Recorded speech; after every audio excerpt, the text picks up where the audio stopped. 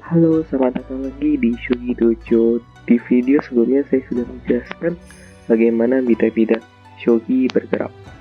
Dan kali ini saya akan menjelaskan bagaimana bidang-bidang shogi pun juga bisa menambah kemampuan geraknya sama seperti di catur sistem promosi. Bedanya di shogi, sistem promosinya diimplementasikan tidak hanya untuk pion, tapi juga bidang-bidang yang lain. Sebelum saya lanjut, saya akan jelaskan bagaimana caranya untuk menata bidang-bidang shogi sebelum mulai permainan. Seperti yang bisa dilihat,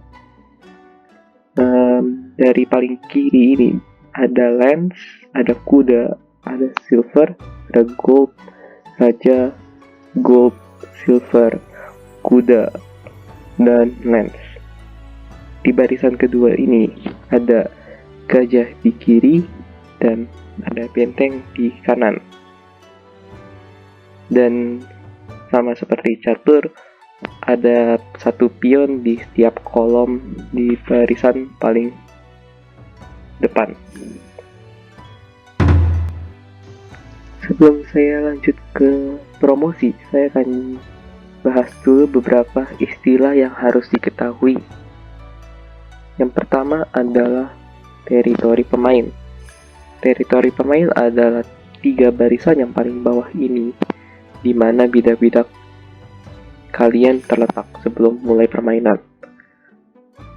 Sedangkan yang ini, 3 barisan paling ujung ini, kita sebut sebagai teritori musuh atau dalam bahasa Inggrisnya enemy's camp.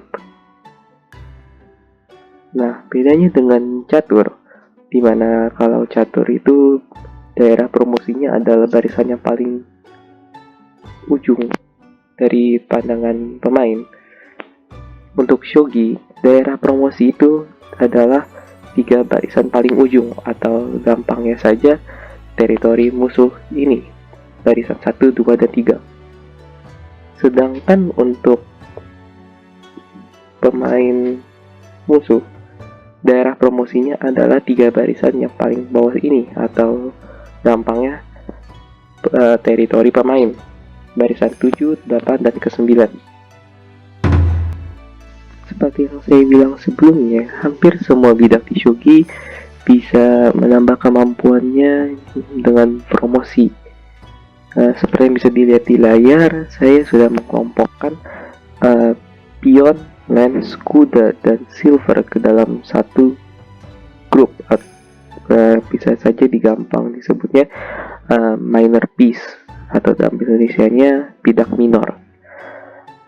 Karena jika mereka promosi, mereka bisa bergerak sama seperti Jenderal Emas.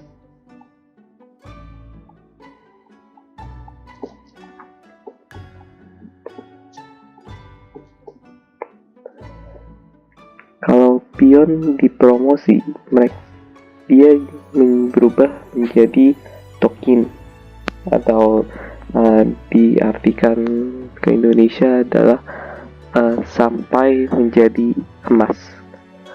Sedangkan lens dipromosi disebutnya narikyo, atau gampangnya disebut lens promosi.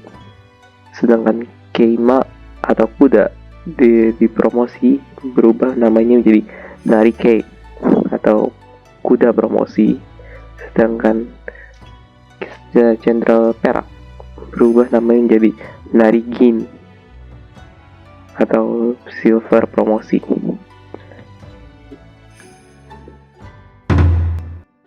Oke, selanjutnya major piece, atau dalam bahasa Indonesianya bidang mayor, yaitu gajah dengan benteng. Jika gajah promosi, dia berubah menjadi ryuma, atau dalam bahasa Indonesianya kuda bernaga. Mungkin istilah yang lebih gampang dimengerti yaitu makhluk mistik yang berupa kuda, Pegasus. Pegasus ini geraknya itu sama seperti gajah, tapi dia juga bisa bergerak ke segala arah satu kotak. Mungkin gampang dihafalnya saja, dia bergerak seperti gajah ditambah dengan kemampuan raja. Sedangkan benteng, jika dipromosi, dia namanya menjadi Tio, atau dalam bahasa Indonesianya Raja dari Naga, atau pendeknya Naga, atau dalam bahasa Inggrisnya juga Dragon. Dragon ini bergerak sama seperti benteng, tapi dia juga bisa bergerak ke segala arah satu kotak. Jadi gampangnya juga dihafal, dia bergerak seperti benteng ditambah kemampuan raja. Mungkin kalian sudah sadari bahwa saya tidak membahas jenderal emas ataupun jenderal raja. Itu dikarenakan mereka tidak berubah jika mereka sudah mencapai enemy camp atau teritori musuh tersebut. Jadi mereka tidak promosi saat mereka sudah sampai ke daerah itu. Oke, saya akan jelaskan dulu beberapa syarat bagaimana promosi itu bisa terjadi. Dari yang pertama, jika bidak pemain baru saja memasuki teritori musuh. Seperti yang bisa dilihat, jika saya gerakan dan saya dari baris sampai ke barisan 3, saya akan diberikan untuk promosi ataupun tidak. Untuk sekarang saya akan berikan contoh bagaimana bidaknya promosi. Selanjutnya yang kedua adalah jika bidak yang ada di dalam teritori musuh bergerak di dalam teritori musuh. Seperti bisa dilihat, jika silvernya bergerak ke atas, saya kan masih diberikan pilihan untuk promosi ataupun tidak. Ini yang terjadi jika saya masih tidak ingin untuk promosi. Seperti yang bisa dilihat, bidak ini masih akan diberikan pilihan untuk bergerak seperti jenderal perak. Selanjutnya yang ketiga adalah jika bidak pemain yang ada di dalam teritori musuh bergerak keluar dari teritori musuh. Seperti yang bisa dilihat, saya akan diberikan opsi untuk promosi ataupun tidak.